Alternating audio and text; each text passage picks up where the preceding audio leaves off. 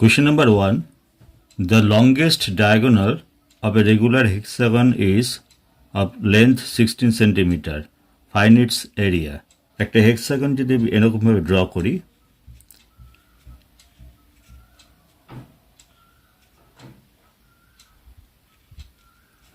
এটা হচ্ছে longest diagonal, এইগুলো হচ্ছে লংগেস্ট ডায়াগোনাল। তাহলে এই লংগেস্ট ডায়াগোনালটা হচ্ছে 16 সেন্টিমিটার বলেছে। তাহলে এই লংগেস্ট ডায়াগোনালটা যদি 16 সেন্টিমিটার হয়, তাহলে এইগুলো হাফ হচ্ছে, এগুলো হচ্ছে তার মানে 8 সেন্টিমিটার করে হচ্ছে, এটাও 8, এটাও 8। আর এই হেক্সাগনের মধ্যে যতগুলো ট্রায়াঙ্গেল ফর্ম করছে প্রত্যেকগুলো হচ্ছে ইকুয়াল লেন্থ তার সাইডগুলো, তার মানে এগুলো প্রত্যেকটা হচ্ছে ইকুইল্যাটারাল ট্রায়াঙ্গেল। তাহলে ইকুইল্যাটারাল ট্রায়াঙ্গেলে তাহলে আমরা সাইডগুলো আমরা সব 8 8 করে পেয়ে যাচ্ছি, প্রত্যেকটা সাইডই হচ্ছে 8 করে হয়ে যাচ্ছে এগুলো। তাহলে ইকুইল্যাটারাল ট্রায়াঙ্গেলের এরিয়া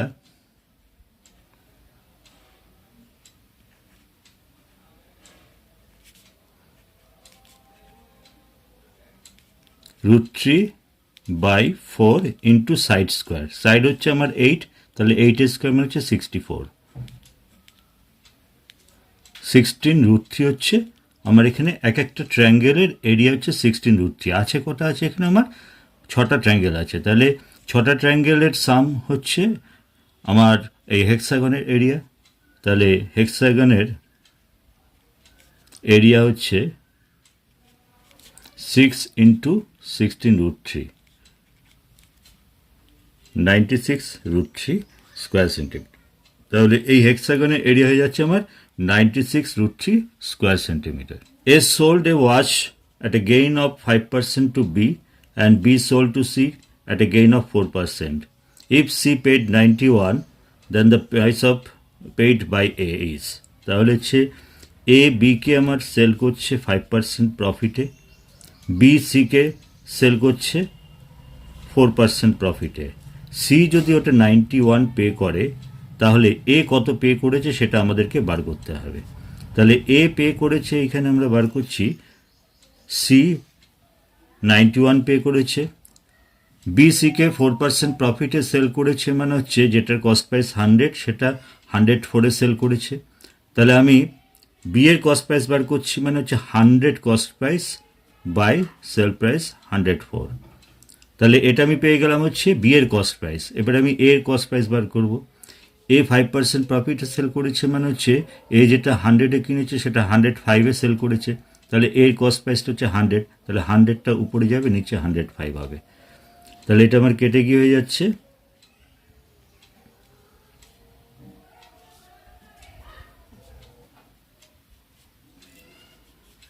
তাহলে এখানে আমরা দেখতে পাচ্ছি এটা 250, তার মানে হচ্ছে 250/3,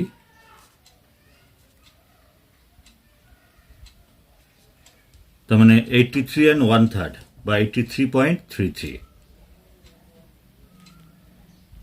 এই প্রাইসে এ এটা কিনেছে।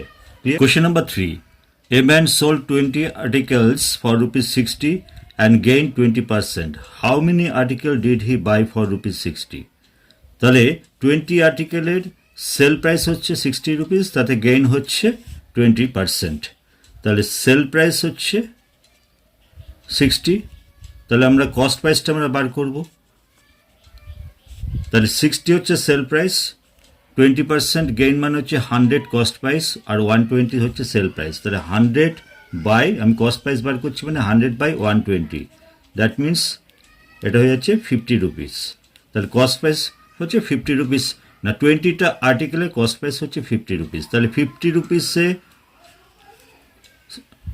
কিনছে হচ্ছে কটা আর্টিকেল, না 20টা আর্টিকেল কিনছে। তাহলে 1 রুপিতে কত হবে হচ্ছে 20/50, আর আমাদের বার করতে বলেছে 60 রুপিসে কত কিনছে। তাহলে 60 রুপিসে কিনছে হচ্ছে 20/50 ইন্টু 60,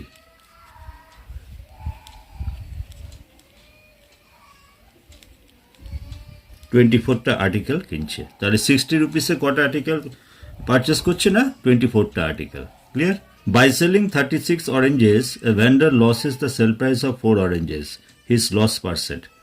তাহলে আমি ধরছি প্রত্যেকটা অরেঞ্জের সেল প্রাইস যদি 1 রুপি হয়, তাহলে 36টা অরেঞ্জের সেল প্রাইস হচ্ছে আমার 36 রুপিস, আর তাতে লস হচ্ছে কত, আমার লস হচ্ছে 4টার সেল প্রাইস মানে 4 রুপিস লস হচ্ছে। তাহলে আমার কস্ট প্রাইসটা কত, লসের ক্ষেত্রে কস্ট প্রাইস মানে হচ্ছে সেল প্রাইস প্লাস লস, তারপরে 36 প্লাস 4 মানে হচ্ছে 40 হচ্ছে আমার কস্ট প্রাইস। তাহলে এবারে লস পার্সেন্ট বার করতে হবে, তাহলে লস পার্সেন্ট মানে হচ্ছে কস্ট প্রাইসের উপর লস বার করতে হচ্ছে, মানে আমার 4 লস হচ্ছে আউট অফ 40, তাহলে 100-এ কত হবে, তার মানে হচ্ছে 10% লস হচ্ছে। Clear? Question number 5, on a journey across Delhi, a taxi averages 30 km per hour for 60% of the distance and 20 km per hour for 20% of the distance and 10 km per hour for the remaining. The average speed for the whole journey. তাহলে আমি total ডিস্টেন্সটাকে যদি আমি 100 kilometre ধরি, তাহলে এই 100 কিলোমিটারের 60% মানে হচ্ছে 60 কিলোমিটার। সেই 60 কিলোমিটার যদি 30 স্পিডে যায়, তাহলে সেক্ষেত্রে আমার টাইমটা হচ্ছে কত, 60 কিলোমিটারটা যাচ্ছে 30 স্পিডে যাচ্ছে, তাহলে ডিস্টেন্স বাই স্পিড মানে হচ্ছে আমার টাইম, তাহলে সেক্ষেত্রে হচ্ছে আমার 2 আওয়ার্স। নেক্সট 20 কিমি for the 20% of the journey, তার মানে 20% অফ দ্য জার্নি মানে হচ্ছে 100, তো আমরা ডিস্টেন্স ধরেছি, তাহলে 100-এর 20% মানে 20 কিলোমিটার। সেই ক্ষেত্রে আমার টাইমটা কত লাগছে, 20 কিলোমিটার যাচ্ছে 20 স্পিডে যাচ্ছে, তাহলে সেক্ষেত্রে যাচ্ছে আমার 1 আওয়ার। এবং the rest of the journey হচ্ছে 10 কিমি পার আওয়ার, তাহলে আমার এখানে 60 আর 20 মানে 80 হয়ে গেল, তাহলে বাকি আছে কত, আমার আরও 20 কিলোমিটার আছে, সেটা 10 কিমি স্পিডে যদি যায় সেই ক্ষেত্রে আমার টাইমটা হচ্ছে আমার 2 আওয়ার্স। তাহলে টোটাল টাইমটা আমার কত হচ্ছে 2 আওয়ার্স, 1 আওয়ার, 2 আওয়ার্স, তার মানে হচ্ছে 5 আওয়ার্স হচ্ছে টোটাল টাইম। তাহলে অ্যাভারেজ স্পিড মানে হচ্ছে কত, অ্যাভারেজ স্পিড মানে হচ্ছে total distance by total time, that means 20 কিমি পার আওয়ার হচ্ছে আমার অ্যাভারেজ স্পিডটা। ক্লিয়ার?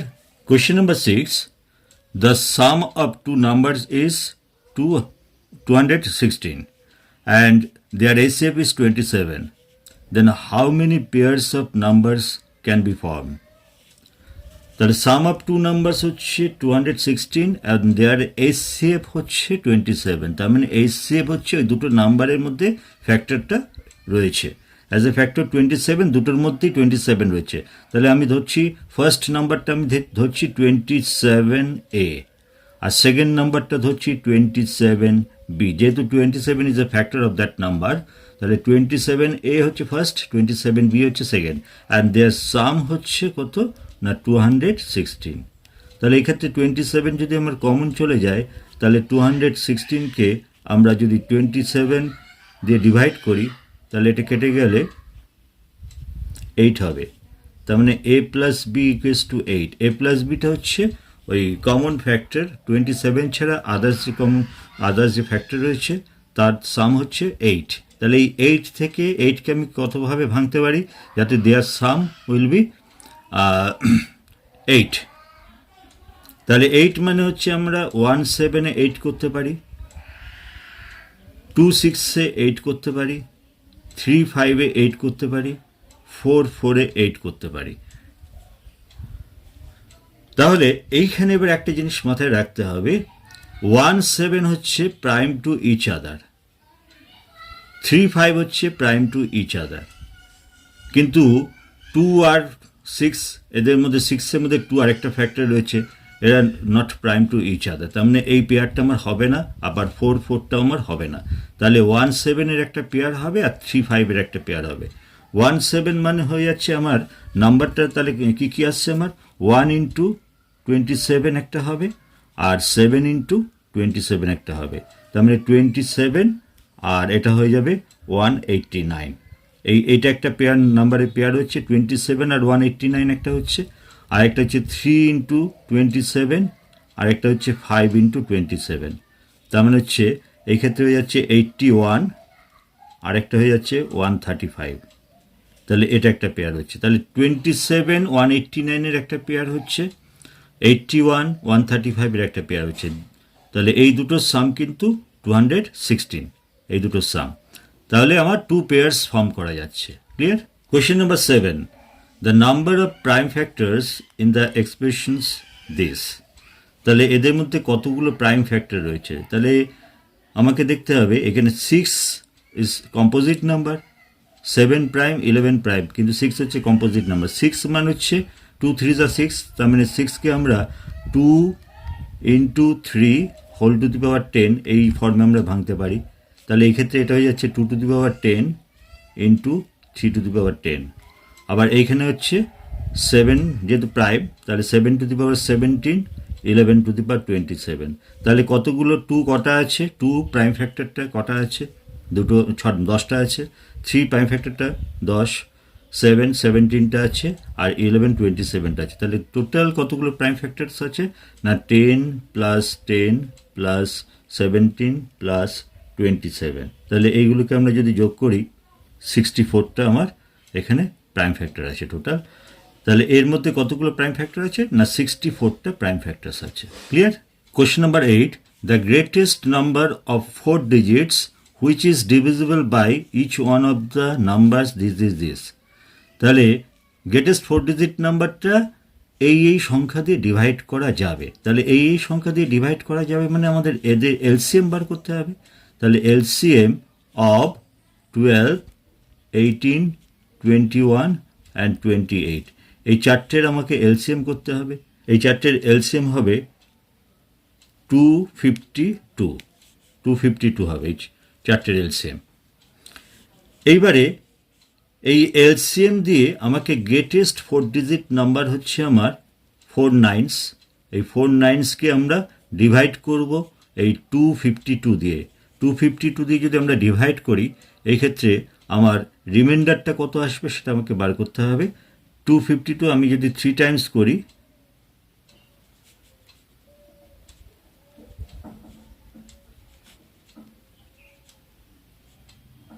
243, এটা আমি 9 নামলো, 9 দিয়ে যদি করি, 9 2 যা 18 45 46 4, 9 2 যা 18 19 20 21 22, তার মানে এখানে হয়ে যাচ্ছে 1, এটা হয়ে যাচ্ছে 7, এটা হয়ে যাচ্ছে 1, তার মানে 171, এটা হয়ে যাচ্ছে আমার রিমাইন্ডার হয়ে যাচ্ছে। এই রিমাইন্ডার পার্টটা যদি আমার না থাকতো তাহলে আমার এটা কমপ্লিটলি ডিভিজিবল হতো। তাহলে আমার 4 9s যেটা হচ্ছে 4 9s থেকে আমার 171 সাবট্রাক্ট করে দিতে হবে। তাহলে এটা হয়ে যাচ্ছে 8 2 8 9 8 2 8। তাহলে এই 9828 যে নাম্বারটা আমি পেলাম, এই নাম্বারটা completely divisible by 252। That means এই নাম্বারটা completely divisible by this 4 numbers. Clear? তাহলে গ্রেটেস্ট 4 ডিজিট নাম্বারটা হলো এইটা, which is divisible by 12 18 21 and 28। Clear? LCM of 2 3 4 9 5 6 and 7 12। এখানে চারটে ফ্র্যাকশন দিয়েছে, চারটে ফ্র্যাকশনের এলসিএম বার করতে বলেছে। আমাদের মাথায় রাখতে হবে ফ্র্যাকশনের এলসিএম বার করার নিয়মটা হচ্ছে, ফ্র্যাকশনের এলসিএম মানে হচ্ছে নিউমারেটরের এলসিএম আর ডিনোমিনেটরের এইচসিএফ। ক্লিয়ার? কোনো ফ্র্যাকশনের এলসিএম মানে হচ্ছে নিউমারেটরের এলসিএম আর ডিনোমিনেটরের এইচসিএফ, এটা মাথায় রাখতে হবে। তাহলে নিউমারেটর হচ্ছে 2 4 5 আর 17, এই 7 4 4 5 20 20, আর এদিকে হচ্ছে 7 মানে 140। তার মানে 140 হচ্ছে আমার নিউমারেটরের এলসিএম হলো। আর 3 9-এর মধ্যে 3 ফ্যাক্টর আছে, 6-এর 3 ফ্যাক্টর আছে, 12-এও 3 ফ্যাক্টর আছে, কমন ফ্যাক্টর 3 সবার মধ্যেই আছে। তাহলে 3 হচ্ছে আমার ডিনোমিনেটর এলসিএফ। ক্লিয়ার? তাহলে আমার এই চারটে ফ্র্যাকশনের এলসিএম হবে 140/3। ক্লিয়ার?